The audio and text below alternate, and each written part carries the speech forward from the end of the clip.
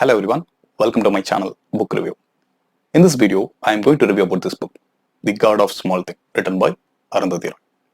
This book was first published in 1997. In fact, this is a debut novel of author Arundhati Roy. The story was set in a place called Aymenam, Kerala.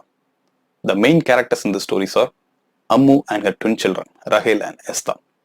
Rahel is a girl, Esther is a boy. After Rahel and Esther were born, Ammu had separated from her husband and moved into her parents' house in Aymenam. So the main storyline revolves around Ammu's family in Aymenam, Kerala. So Ammu had lived in a joint family setup in Aymenam. Apart from Ammu and her children, there are many other characters in the stories like Chaku, Baby Kochama, Mamachi, Veluta, Sophie Mole, Margaret Kochama. So these are the other characters. Except Veluta, all the members belongs to Ammu's family. So Ammu family members belongs to different generation. So their personal life story, family traditions, this was the initial part of the novel that was set smoothly by author Arundhati Roy.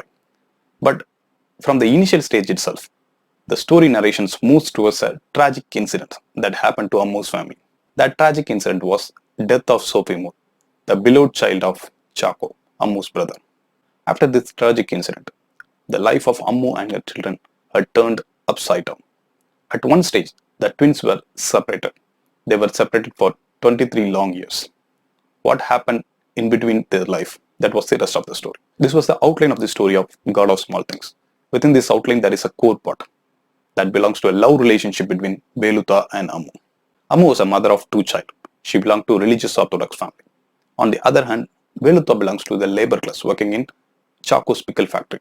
And more than that, he belongs to the so-called untouchable caste.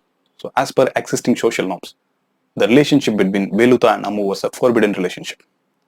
Because here in this society, if any relationship have to be accepted, they have to pass through various social filters. Social filters in the name of caste, class and religions and various other things. So by exploring these social filters, Arundhati Roy had touched upon the nerve center of the social reality that prevailing in this place.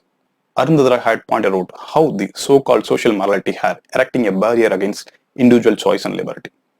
She pointed out the patriarchal mindset that prevailing in the family setup, because there is a different norms and standard for men's need and women's need. Even though some behavior is socially immoral, but when it comes to men's need, that was silently accepted by the family. On the other hand, for women's need, it is violently resisted.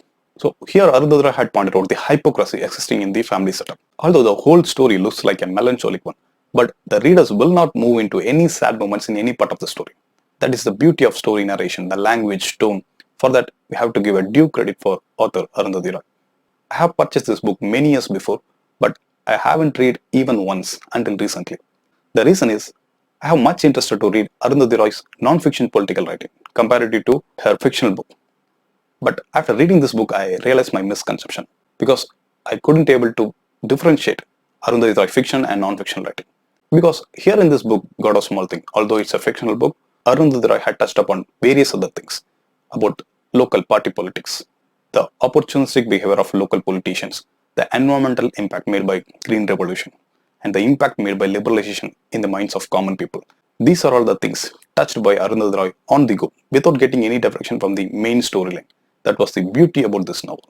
And one thing I have to record in this video, when this book was first published in 1997, this book was greeted with many criticism. One such main criticism was charge of obscenity.